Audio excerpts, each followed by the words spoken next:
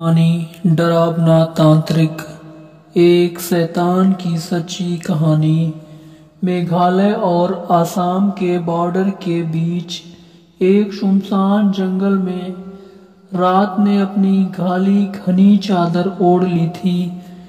चारों तरफ अंधेरा ही अंधेरा था।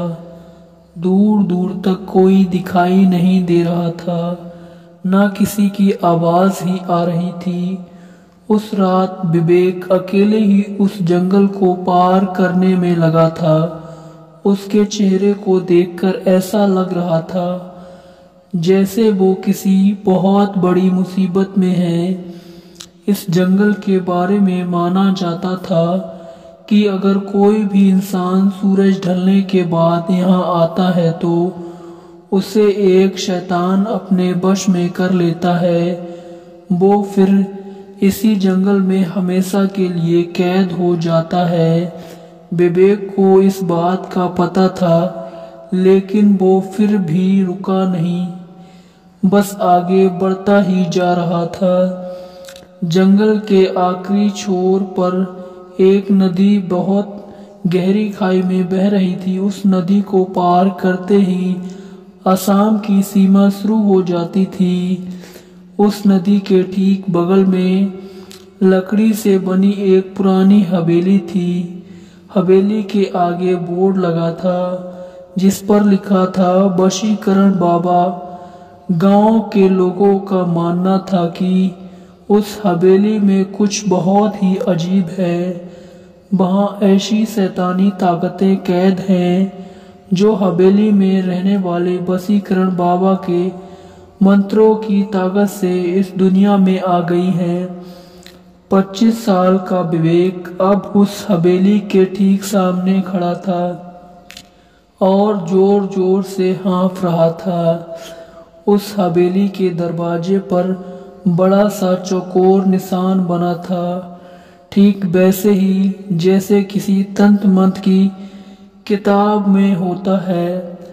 विवेक हिम्मत जुटाते हुए दरवाजा खोलता है। उसने अंदर देखा कि एक बेहद अजीब सा दिखने वाला बाबा वहां कुछ हड्डियों की पूजा कर रहा है।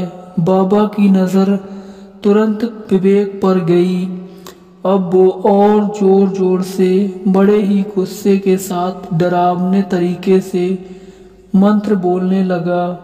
विवेक बाबा को देखकर घबरा गया, लेकिन वो जिस मकसद से बाबा के पास आया था उसे पूरा किए बगैर वो कहीं नहीं जा सकता था।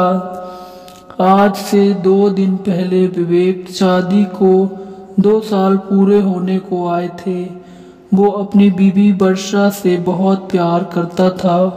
उसे पाने के लिए वो कुछ भी करने के लिए तैयार हो गया था। अगले दिन विवेक ने वर्षा को कॉल किया और माफी मांगने के बहाने उसी जंगल के पास शाम को मिलने बुलाया। वर्षा ने कुछ पल सोचा और फिर मान गई। दोनों आज बहुत दिनों बाद मिल रहे थे। बात करते करते विवेक वर्षा को हवेली के पास ले गया। जैसे ही वर्षा हवेली के पास पहुंची तो उसे अजीब सी घुटन महसूस होने लगी। विवेक ने तुरंत ही वहां से चलने को कहा, लेकिन विवेक जबरदस्ती उसे हवेली के अंदर ले गया। बाबा ने जैसे ही वर्षा को देखा उसने विवेक को बाहर भगाने के इशारे कर दिए। पूरे 2 घंटे हो चुके थे। बाबा ने हवेली का दरवाजा अंदर से बंद कर लिया। विवेक को अब बहुत ज्यादा घबराहट होने लगी थी। कुछ देर बाद दरवाजा अपने आप ही खुला, लेकिन विवेक ने जैसे ही दरवाजे के उस पार देखा तो विवेक के रोंगटे खड़े हो गए। वर्षा अंदर बेहोश पड़ी थी और उसके शरीर के चारों तरफ मोमबत्तियां जल रही थी। कुछ हड्डियों के ढेर भी थे। बाबा वर्षा के शरीर पर पूरी तरह से निशान बना रहा था, लेकिन रोंगटे खड़े कर देने वाली बात यह थी कि वर्षा के पास एक बहुत भयानक काला साया मंडरा रहा था।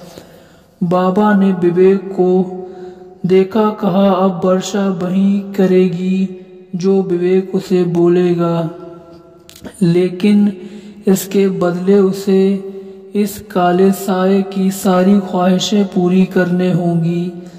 विवेक को कुछ समझ नहीं आ रहा था। उसने वर्षा को वहां से चलने के लिए कहा तो वर्षा एक कठपुतली की तरह उठकर खड़ी हो गई। वो एक जिंदा लाश से ज्यादा और कुछ ना थी।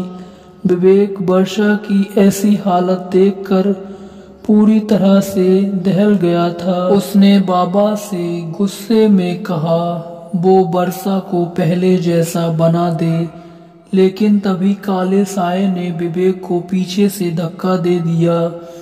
वो काला साया बाबा के अंदर समा गया। उस बाबा का विकराल भयानक शैतान जैसा रूप बन गया। उस बाबा के चेहरे का रंग नीला पड़ गया और भयानक हो गया और जोर जोर से हंसने लगा। उस बाबा ने अपने भयानक रूप में बोला कि वो कोई मामूली इंसान नहीं है, बल्कि वो एक शैतान का साया है जो इस जंगल में न जाने कब से कैद था, और उसने वर्षा की आत्मा को चुरा लिया, अपने आप को आजाद कर लिया और विवेक को हमेशा के लिए अपना गुलाम बना लिया।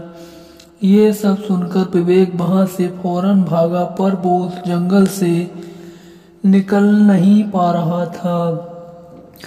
वो अपने से जहां से कुछ निकलता, कुछ देर बाद वहीं वापस हवेली के पास आ जाता। धीरे धीरे उसके दिमाग ने काम करना बंद कर दिया और वो उसी रात जंगल में कैद हो गया। 2 महीने बाद उसी जंगल में पुलिस को 2 सड़ी हुई लाशें मिली। वो लाशें किसी और की नहीं बल्कि वर्षा और विवेक की ही थी। दोस्तों, कहानी आपको कैसी लगी? कहानी को पूरा देखने के लिए धन्यवाद। वीडियो को लाइक करें, चैनल को सब्सक्राइब करें। मिलते हैं एक और नई डरावनी कहानी के साथ। आपका दिन शुभ हो। शुभ रात्रि। धन्यवाद।